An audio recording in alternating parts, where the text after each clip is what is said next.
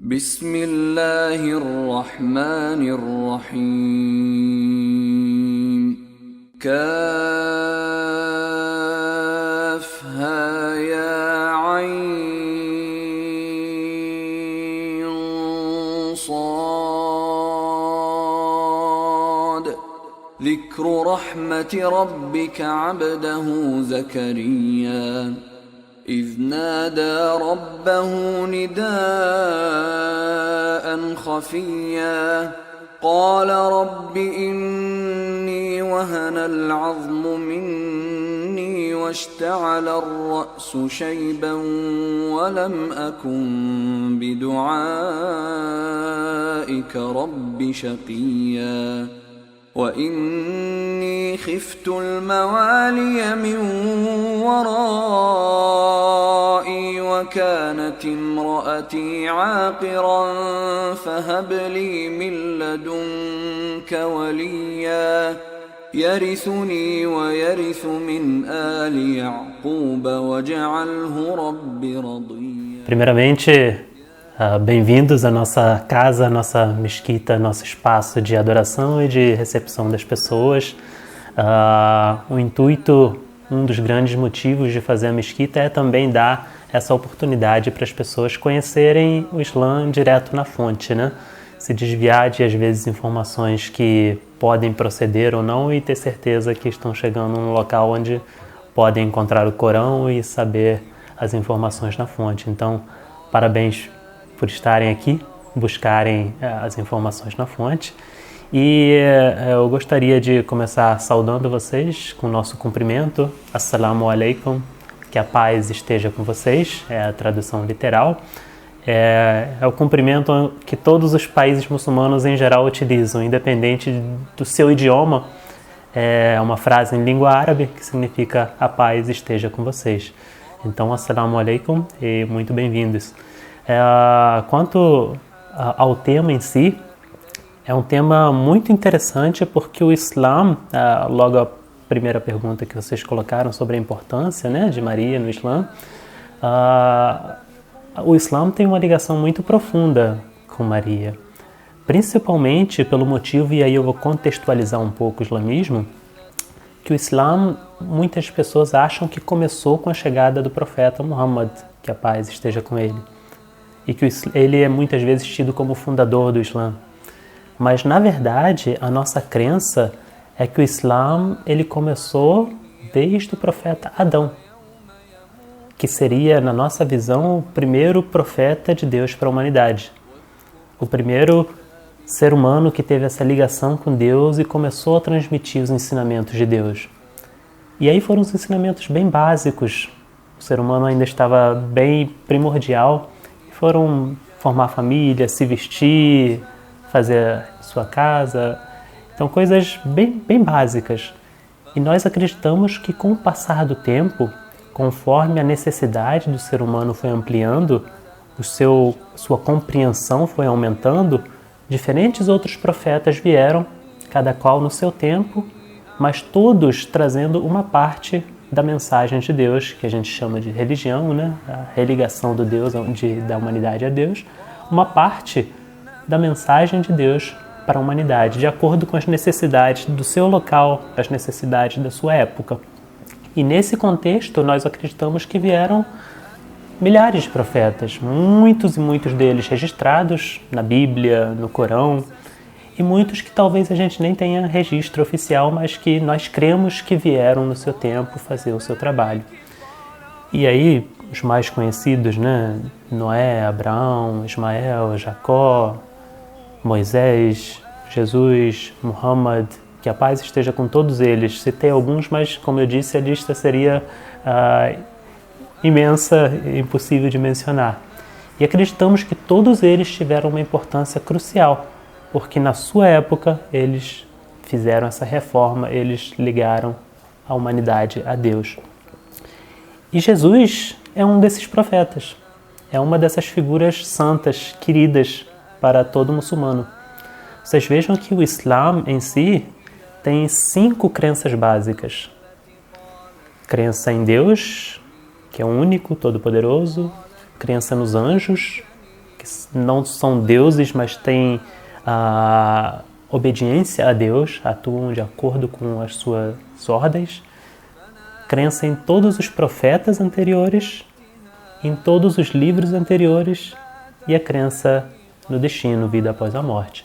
Então você veja que das 5 crenças, 2 são ligadas aos profetas e livros anteriores.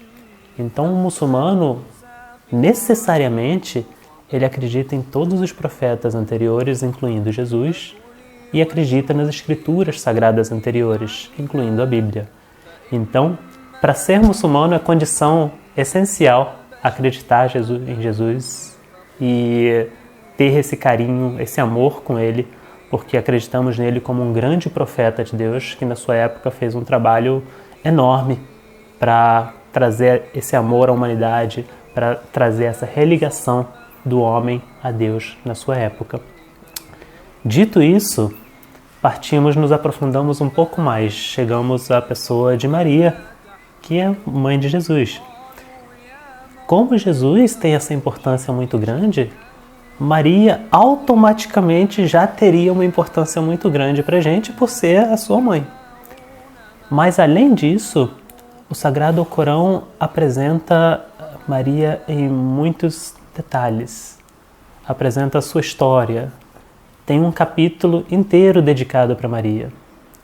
O nome do capítulo é Maria, Surat Maryam, capítulo Maria. E fora desse capítulo, tem outro capítulo, Surat Al-Imran, que é tipo a geração de Imran, que também menciona bastante aspectos da vida de Maria, do nascimento de Jesus e tal. Então o Islã, nesse ponto, é muito rico para falar desse assunto. Qual é a história de Maria no Islã? Legal.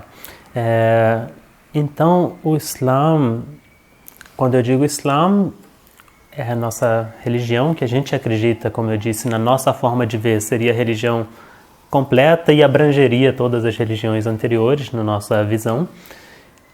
Nós acreditamos nela, como eu disse, como a mãe de Jesus, né? E quando eu falo Islã, fala sobre Maria, eu tenho principal fonte, o Sagrado Corão, que é a nossa principal referência. Em qualquer lugar do mundo, em qualquer ramo do islamismo, todos temos em comum o Sagrado Corão.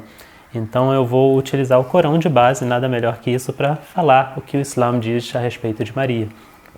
Então, quanto à sua história, eu vou separar até uma passagem específica que eu deixei aqui, onde o Corão fala sobre o seu próprio nascimento. E diz que os seus pais, os pais de Maria, tinham um amor grande por Deus e eles queriam dedicar a sua geração para o serviço de Deus. E aí eles rezaram a Deus e prometeram que antes de saber se vai nascer um menino, vai nascer menina, o que vai ser, que, ó Deus, o que você conceder para a gente, nós vamos entregar em seu caminho, vamos dedicar no seu caminho, em seu amor. E aí vem e nasce Maria. O Corão menciona que na época, né, tinha-se muito essa questão do filho homem e ele poder desenvolver mais habilidades e poder trazer mais progresso. E aí a sua mãe, quando nasceu Maria, então disse, nasceu uma menina. E Deus falou para ele que ele sabe melhor e que ela era uma pessoa que ia trazer muitas bênçãos. Então aqui é onde começa a sua história. Eu vou ler essa passagem, é do versículo 36 e 37 do 3º capítulo do Sagrado Corão. Em nome de Allah, o Clemente e o Misericordioso. Recordai o tempo em que a mulher de Imran disse: Meu Senhor, eu fiz-te um voto do que está no meu ventre para ser dedicado à sua causa, ao seu serviço. Queira assim aceitá-lo de mim. Verdadeiramente, tu és o que tudo ouve, o todo sabedor. Mas quando ela deu à luz, ela disse: Meu Senhor, eu dei à luz uma fêmea, e ela sabe melhor o que dela tinha nascido e o macho em que ela estava pensando não era como a fêmea que lhe tinha nascido. E eu dei-lhe por nome Maria, e confiei-a a sua descendência, a tua processão contra Satã, o rejeitado. E a partir daí seguem vários versículos continuando essa história de como os seus pais educaram, como desde a sua infância ela tinha uma inclinação muito justa, muito pura, voltada a Deus, às orações. Então essas próximas passagens, se eu fosse ler tudo ia ficar muito extenso, mas eu deixei a referência, é interessante depois até vocês olharem, menciona esse seu início, do seu nascimento até os seus primeiros passos, a sua inclinação à pureza desde a infância, né? Então eu acho que é um pouco daí, e claro, depois a história vai continuar em detalhes até o nascimento de Jesus e muito além, né? Entramos no terceiro ponto, que seria qual o verdadeiro sentido do papel de Maria na vida de Jesus, no islamismo. Perfeito. Eu vou aproveitar e já fazer mais um comentário também, que eu me esqueci de fazer antes, que nós também vemos a sua mãe como uma pessoa santa, como uma pessoa que, como eu disse, o Corão menciona, desde o início tinha essa tendência à pureza, e aí, em toda a sua vida, quando nasceu Jesus, Maria foi a pessoa principal que educou ele desde o início e transmitiu esses valores que ela já tinha, esses valores de pureza, de religiosidade, de espiritualidade que ela já tinha ao seu filho. Então, um dos aspectos principais dela na educação de Jesus é exatamente essa transmissão dos seus valores para ele. Mas o Corão menciona o apoio de Maria durante a vida de Jesus em toda a sua vida. Inclusive, de acordo com o cristianismo, né, Jesus, após a sua adolescência, com cerca de 33 anos, teria subido na cruz e depois morrido na cruz e sido elevado aos céus. A visão islâmica é um pouco diferente. Nós acreditamos que ele sobreviveu à cruz e depois emigrou para outras regiões para reunir as tribos israelitas que vimos como uma das suas missões para que Deus o enviou. E o Corão menciona que durante toda essa passagem, desde da sua infância até ele virar um homem, subir na cruz, salvar da cruz, emigrar, em toda essa passagem Maria o acompanhou. Passou pelos momentos difíceis ao lado dele, aos momentos onde ele precisava de uma força maior. Então, em toda essa história, ela tem um papel fundamental na sua vida, né? Maria é considerada uma figura divina no Islã? Então vamos lá. Divina pode ser em dois aspectos. Divina pode ser fisicamente, pode ser espiritualmente. Então nós acreditamos tanto em relação a Jesus, como nós sabemos no cristianismo hoje, Jesus é visto como o filho literal de Deus, o filho fisicamente de Deus, né? E de acordo com a teoria da Trindade, o próprio Deus nesse sentido. E assim Maria seria a mãe de Deus, como também é vista no cristianismo. Nós temos uma visão que, na verdade, toda essa passagem ela é espiritual.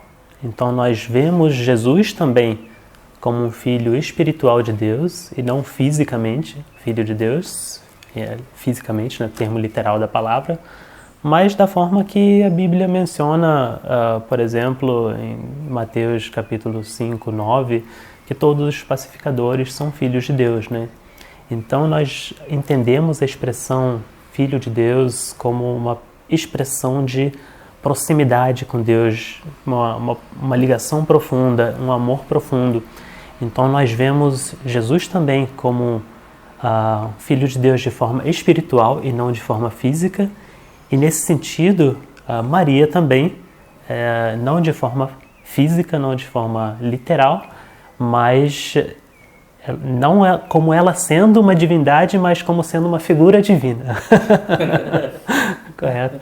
Uma pessoa profundamente ligada a Deus.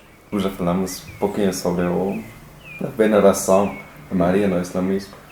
Existem talvez locais da veneração da Maria no islamismo, alguns templos ou locais do culto a Maria. Entendi.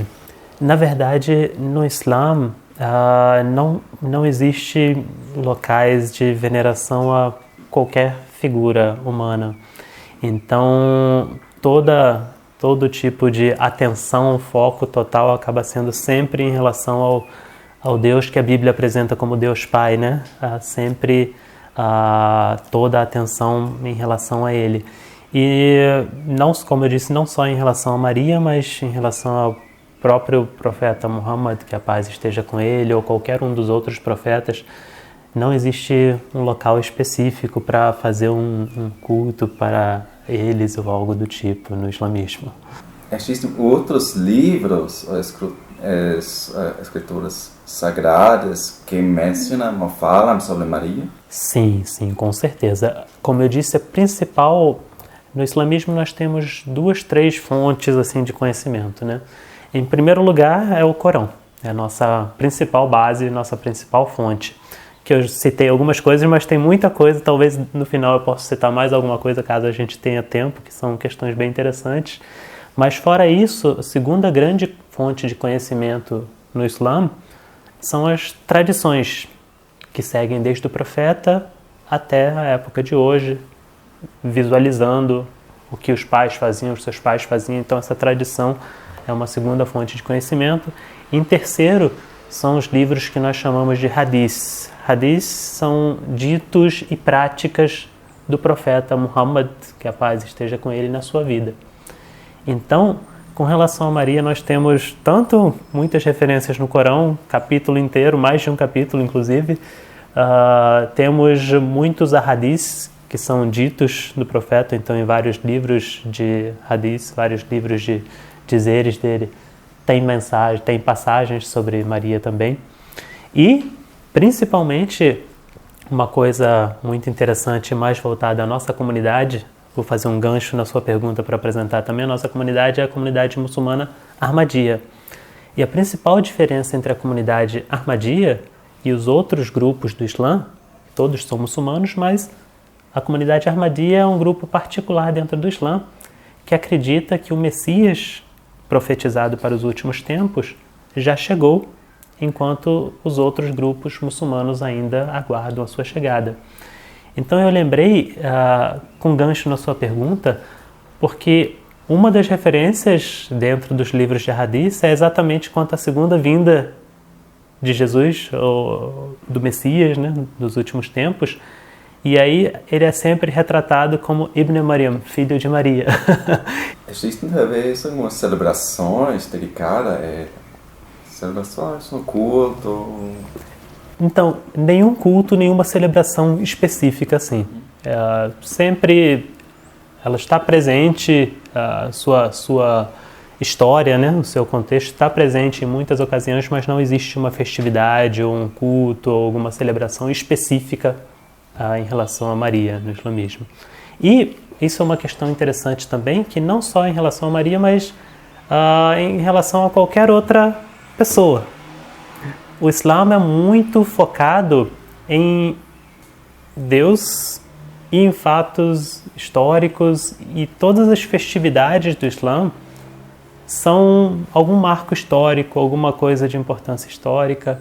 Tanto que o calendário muçulmano não começa com o nascimento de Muhammad, a paz esteja com ele. Começa a partir da imigração dos muçulmanos de Meca para Medina, que foi um grande marco na história do Islã. Esse é o ano 0. Então, da mesma forma, temos 2, 3 grandes festividades no Islã. Uma é lembrando o sacrifício do profeta Abraão, na sua época, tem toda uma história, né? E outra é o Ramadã, e depois dele tem uma festividade comemorando o sacrifício e a espiritualidade que as pessoas adquirem no mês do Ramadã. Então são as 2 grandes festas, festividades assim dentro do Islã. Com relação à sua figura em particular, não tem uma coisa específica. sobre a virgindade da Maria, que é um tema muito difícil. Verdade.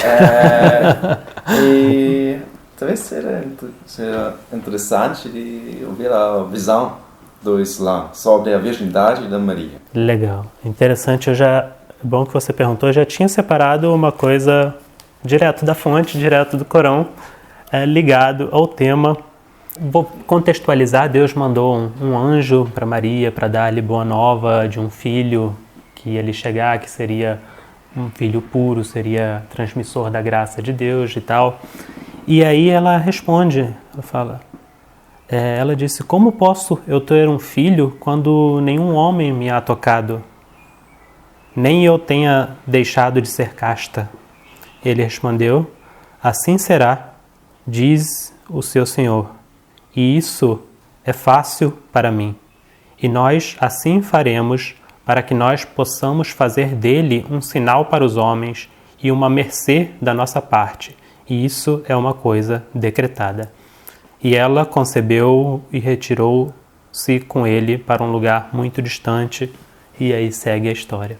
Então, já diretamente respondendo, ela é vista como uma pessoa pura, virgem, dentro do islamismo também. E o Islã menciona o Corão menciona esse aspecto. Quando Deus deu-lhe a boa nova através do anjo do nascimento de um filho, ela também ficou espantada. Como eu posso ter um filho se ninguém me tocou, eu sou uma pessoa casta, pura? Mas existe um lado ligeiramente diferente, que no cristianismo acredita-se que ela era virgem, sagrada, santa, e que, na verdade, no nascimento de Jesus, Deus estava presente. E nós acreditamos que, na verdade, ela era pura, era virgem, santa, não teve qualquer outra pessoa envolvida nesse fato, mas que isso é uma possibilidade presente dentro da geração humana, que não é uma coisa que seja impossível para Deus dentro da humanidade. Que não existia nenhuma terceira pessoa envolvida, mas que Jesus foi um nascimento virgem apenas de Maria mesmo. Exatamente. Então, é um pouco dessa visão. Sendo bem direto, sim, acreditamos na sua pureza, na sua santidade, na sua virgindade, e que dessa virgindade nasceu Jesus, que a paz esteja com ele. Muito bem, obrigado por esse encontro, proximidade que nós temos, assim como duas pessoas que têm o conhecimento da religião, que dialogam uns com os outros. Essa mesquita, essa casa de Deus está aberta para todos. E todos, qualquer pessoa pode vir, conhecer, praticar, rezar. E esse é o papel que nós estamos desde de lá, agora graças a Deus com a mesquita completa, tentando desempenhar, né? Tentando deixar a nossa contribuição aqui. Claro, aproveitar da religiosidade que ela oferece para a gente, mas ao mesmo tempo abrir ela para todos que queiram conhecer ou que queiram utilizar esse espaço. Né? Prazer todo meu. Assim como vocês falam, a saudação de paz esteja com você, nós como franciscanos temos uma saudação específica para você. Paz e bem. E isso é uma saudação que eu gosto muito também, que se aproxima muito com a nossa saudação, que basicamente significa paz esteja com você, que é muito do sentido de paz e bem. Então, assalamu alaikum e paz e bem.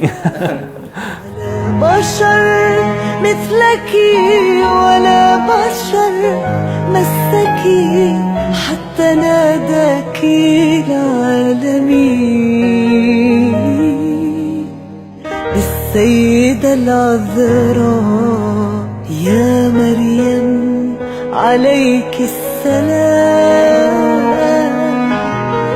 يا أم المسيح رمز السلام يا مريم عليك السلام في مدحك عجز الكلام يا مريم عليك السلام يا أم المسيح رمز